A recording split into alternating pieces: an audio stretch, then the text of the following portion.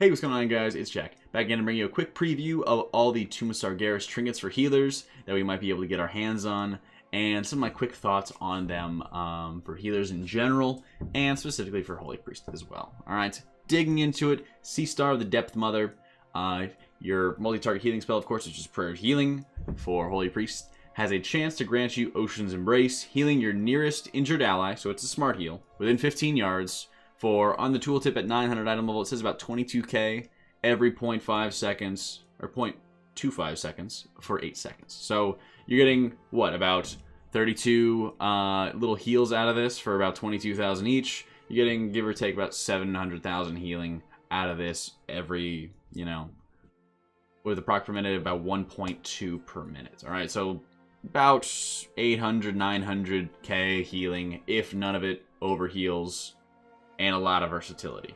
Looks really bad, and keep in mind the numbers game that can go on here, where if they greatly amp up the value of this, or greatly increase their procs per minute chance, you know, this thing could have value, but the hot aspect for the nearest injured ally, the smart heal component of that definitely kind of raises a question. So, who is the nearest injured ally is always going to be the lowest health target, basically, because the hot will want to heal the lowest health target. Well, guess who else wants to heal the lowest health target?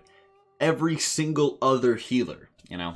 And that's where you can kind of run into the issue of overhealing with this thing quite substantially, and depending on which target it's going to be going to. So if it's going to the tank, okay, that's great, because the tank's always going to be taking damage. If it's going to you, who just took a big hit, well, you just, you know, drop a couple heals on yourself, and then you're topped off, and then, you know, you're at the mercy of the other mechanics over the course of the fight. So something like this is very, very liable to overhealing, and definitely does not look too desirable at face value.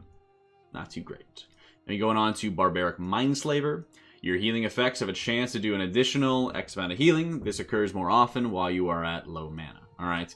905 version gives you 2,000 intellect, about the same value as most trinkets of that item level in terms of int. And a nice chunk of healing, about almost 200k, right? And about 6 procs per minute, which is really, really high for most proc trinkets. And it looks like it's additional healing on a target that you've already healed. Doesn't look like it's going to be an extra unique target. So that could be good or bad, kind of depending on the randomosity of it. But overall, this one looks pretty decent. If you're looking at it just a straight numbers game, again, 6 procs over the course of 1 minute. So every 1 minute, you're doing about 1.2 million healing. Seems low for most proc trinkets, but you also have to keep in mind those other proc trinkets you're looking at. Be it Cake, be it the one we just looked at with C-Star, the Depth Mother. Those also don't have a primary stat as their flat amount. They have versatility on it, or the Cake has mastery on it. So when you're getting a well proportioned trinket with lots and lots of intellect on it, the main focus is the intellect and not so much on the healing effect. The healing effect overall looks fairly solid. Then you're just kind of comparing, you know, 1,000 verse on like Depth Mother versus the extra healing that you're getting out of this trinket and the Barbaric Mindslaver. So overall, this one looks pretty good, pretty solid. Overall, if you get this, it wouldn't be the end of the world. I don't think this is one of the best ones. I think it's just fairly solid, and will probably just still compete as usual with any kind of just standard stat stick trinkets and stuff like that. So not too crazy, but also not bad. And you have Chalice of Moonlight. Your healing spells have a chance to increase your crit or haste by about X amount, but for 12 seconds, right? On a 900 version, again, this is about 3,618 for 12 seconds, and the proc per minute of this is about 1.5. So not too shabby at all. It's something that will basically be proportioned and proc almost equally to, you know, a similar item level stat stick, is just kind of presented in a different way. Right? So nothing too crazy here. Again, this one looks pretty run-of-the-mill, pretty standard, and it's just a matter of, do you want crit or do you want haste? Depends on your raid times. And you go for your raid times, you go from there.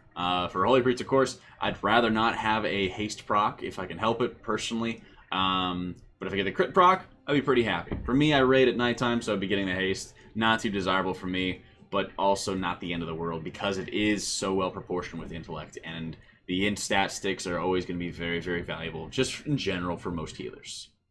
Moving on to actually interesting trinkets, we have the Deceivers Grand Design. Mastery and use effect. Mark a friendly player with Guiding Hand, healing them for X amount every 3 seconds for 2 minutes. It's about 170k at 910 item level. If they fall below 35% health, the Guiding Hand is consumed to grant them a shield that prevents almost 2 million damage for 15 seconds. 2-minute recharge, 2 charges. This one looks awesome. This one looks incredible. And you would certainly hope so if it's going to drop off Gul'dan, right? This one is going to be fantastic. It's a really great trinket, and it gives you a lot of stability in terms of your tank healing. But it also can easily compete with like Beacon, or what happens when all of your healers have this trinket and they all are kind of fighting for the extra healing there. You know, it might even become something where Light of Turret, for example, our artifact ability for Holy Priest is actually going to be buffing this, because technically this is a heal coming from you, so it is counted as your healing. It is the priest's healing. So this could actually be something where you could even buff this even further, just by using Light of Turret constantly on the tanks and getting further and further uptime on them. So it can be really, really desirable in that aspect. The extra healing that it's doing is pretty chunky, about 200k every almost 3 seconds. So it's not chunky enough that it's going to be liable for causing lots and lots of overheal, but I think it could be something that could be a very nice stabilizing factor for the tanks. The big question here is how bursty is the tank damage, how good are your tanks, of course, at mitigating the damage, because again, you drop below 35% too early, and it could easily be something that is causing a lot of waste. So the optimal, the perfect scenario that you'd be getting out of this is getting that, 7 or 8 million per Guiding Hand, and then on top of that, you're getting the shield that's popping up for an additional 2 million right at the end of the duration. Now, you might be able to time that properly with some tank mechanics that could be going on. You know, it'll kind of vary on a fight-by-fight basis, but overall, what you can be expecting from this is to be very, very powerful. Timing is going to always be important, so watching your timers, knowing the tank damage that can be going out will be very, very key. Otherwise, I definitely will be expecting to see a lot of this being used. I'm interested in seeing how it'll work when you have multiple healers. So are you going to pop up 2 shields? If both of the Guiding Hands are going to be consumed, things like that. Interested in seeing that, but I don't think it's going to be too toxic of overkill if there's multiple players using this on the same target. Will be interesting. Looking forward to this one. You have the Archive of Faith.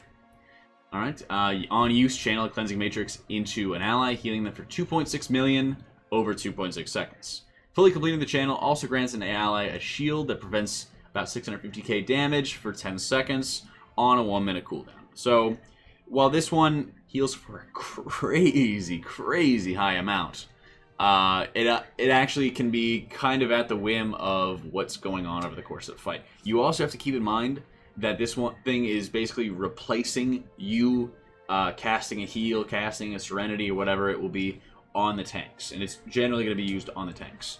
So this is something that you really can take advantage of.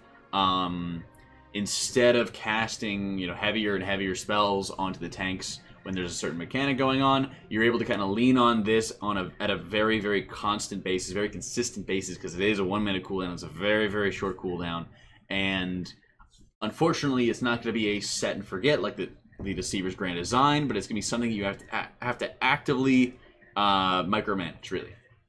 I don't think this is going to be the top tier trinket. I think the Deceivers has kind of established itself that way. But I do think if you're able to micromanage properly, this can be a very, very powerful trinket in many situations. I don't think it's going to be the most flexible trinket, because it will be relying on your tanks taking a lot of damage, and you are there immediately with your unused trinket to heal it up. As we're getting all of our legendaries and getting closer and closer to Tomb of Sargeras, most people are filling out their legendary slots. You're juggling an unused trinket that requires a lot of actions with, say, Velens, which is another unused trinket that requires a lot of actions, a lot of activity to it, versus something that's incredibly low maintenance like the Deceivers Grand Design, which is just basically a beacon that you're putting up every 2 minutes on the tanks, So you have to kind of keep that in mind. Using this properly, using this appropriately, it does have a lot of potential, but there is a lot of room for error, and there's a lot of areas where you may not be able to properly be using it. So definitely keep that in mind. Also keep in mind, if you're a Holy Priest, this channel can be very, very dangerous. We know how hard it is to be casting Divine Hymn at random times over the course of progression. Now you're casting a 3-second channel every minute. So keep that in mind. You know, you want to make sure that you're completing this every single time, because otherwise it's going to be nowhere near worth using. But it can be a little bit dangerous, so definitely keep that in mind. High potential, a lot of micromanagement required.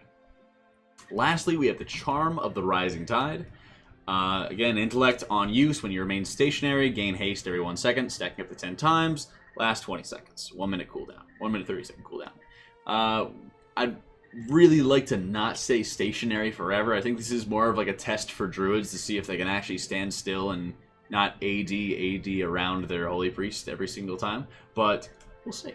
Again, this one is something where it is similarly proportioned, and it's going to be basically, it basically comes down to, oh, how can we proportion a trinket and get different requirements for it? You know, so to give you a little bit more haste maybe than average, but it's requiring you to stay still. So those things where you have to stay still for that 10 seconds, get the buff, and then you can kind of be mobile and you can kind of move around and stuff like that. Seems okay. Doesn't seem like it's going to be something that's going to be crazy desirable for Holy Priest, but again, if you're getting it, at least it has a value to it, unlike Ephemeral Paradox. Overall, these trinkets are...